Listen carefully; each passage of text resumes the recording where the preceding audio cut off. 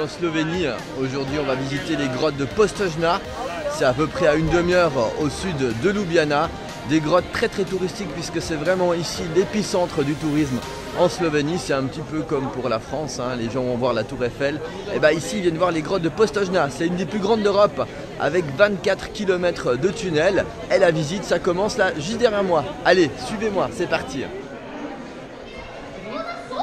Et Guillaume, tu veux pas un pancho? Un pancho. Un pancho. Franchement, on aurait l'air de quoi pour des glands là-dedans? Il y a quelqu'un qui l'a pris. Bon, là c'est moi qui vais être content, il y a les petits trains.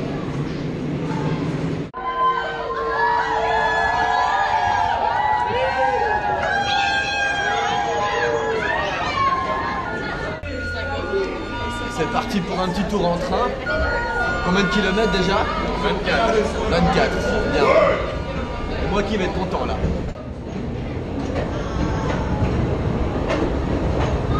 Du coup, si on croise des gens avec cette espèce de poncho, on va croire à des fantômes.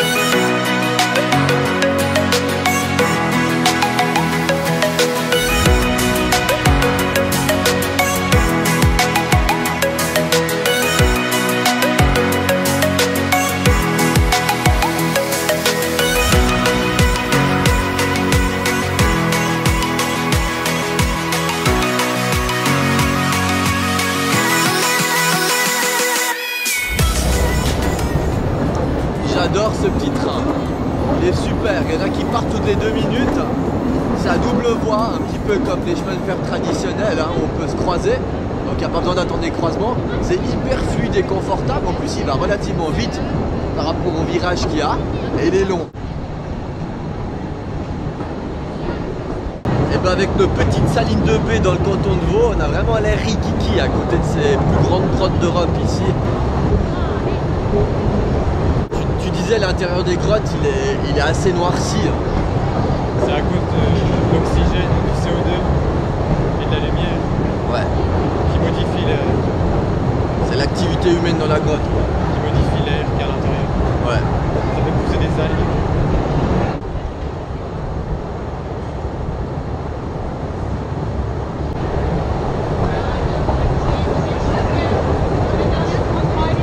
Pas être trop grand dans ce train, je suis assez impressionné par la proximité à laquelle on passe des murs. Il suffirait que je me lève et je suis sûr que je me prends la tête dans des stalactites. Hein. Rien que là, je me lève à peine et bam.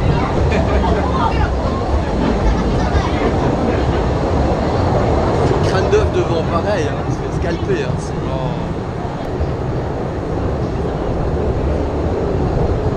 elles sont impressionnantes ces immenses salles dans lesquelles on se retrouve. Hein. Ah bah voilà une gare déjà.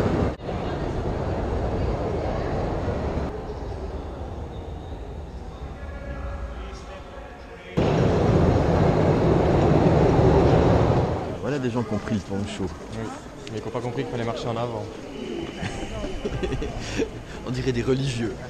On pourrait les confondre avec des religieux chrétiens d'ailleurs, des espèces de capucins. Bah, les prêtres capucins, il s'agit comme ça, simplement c'est pas vert foncé, c'est brun.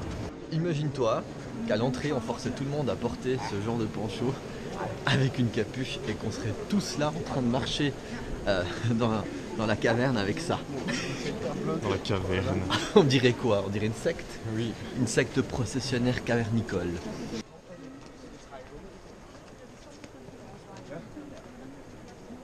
Je n'ai visité pas mal de grottes dans ma vie, mais alors franchement ici je suis impressionné, c'est hyper vaste. Hein.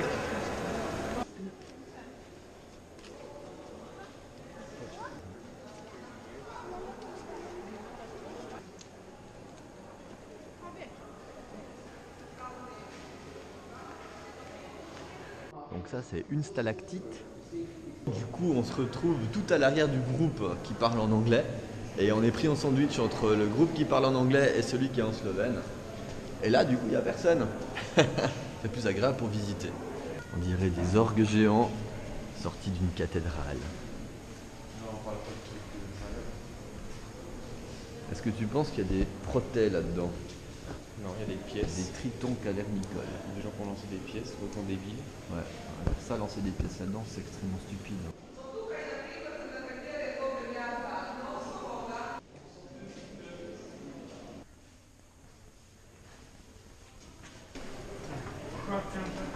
Dans ces grottes, on pensait tomber sur des protets, ces espèces de tritons sourds et aveugles que l'on trouve dans les cavernes. Et au final, on voit un espèce de Télétubbies apparaître. Petit souvenir du Gouda qui a fondu au soleil et du Télétubbies cavernicole.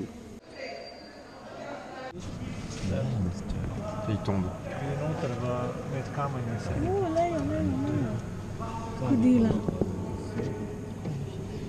Vous venez de voir ici des amphibiens cavernicoles qui vivent dans ces grottes, d'ailleurs dans d'autres dans la région également, qui peuvent rester jusqu'à 4 ans sans se nourrir, hein. Franchement ça c'est pas notre cas, et qui peuvent faire jusqu'à peu près quoi, 25 cm de long, Oui, 30 cm. 30 cm de long, qui n'ont pas de vue, pas d'ouïe, mais qui sont très sensibles aux vibrations.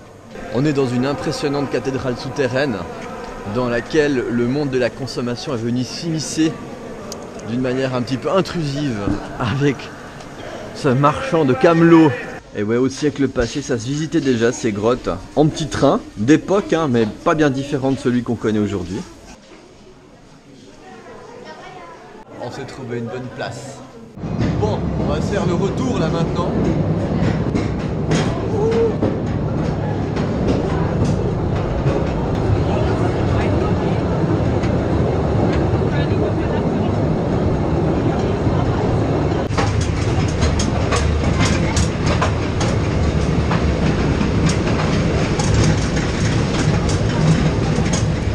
Impressionnant là, avec les chutes d'eau en bas là.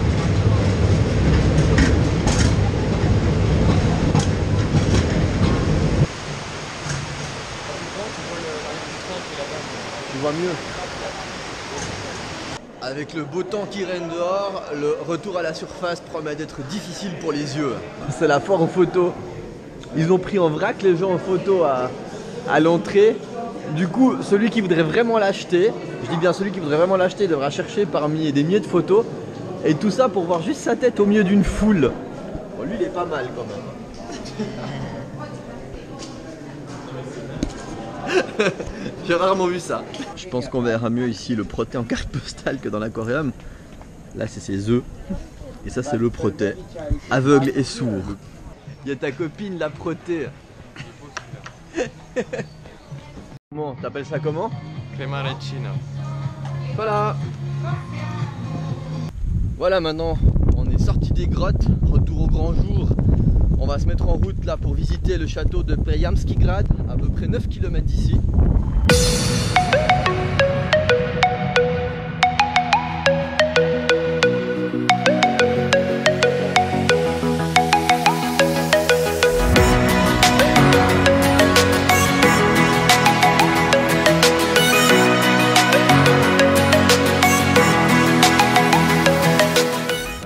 Très château imprenable, troglodyte à flanc même de roche, avec des grottes apparemment dessous et un cachot pour ceux qui étaient enfermés là en bas. Je pense qu'en hiver ils devaient se les plaire là.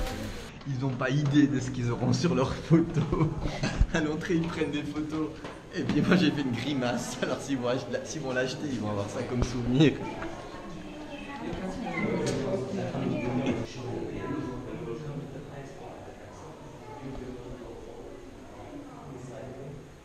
C'est bien du Moyen-Âge, ici c'est au XIIe siècle, ils ont commencé à bâtir ce château ici, à flanc vraiment de rochers et à 127 mètres de roche là au-dessus, hein, c'est vraiment une falaise de 127 mètres de haut. Au XIIe siècle, ils ont donc commencé à construire ce château qui a évolué au fil des années pour atteindre une apparence similaire à ce qu'on connaît aujourd'hui à peu près au XVIe siècle.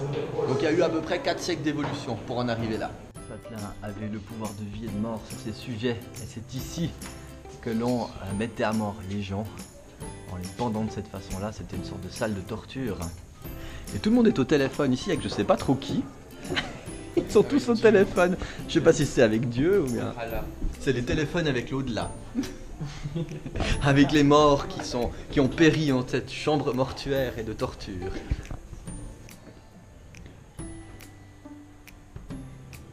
Et là la fameuse cloche qu'on entend depuis tout à l'heure.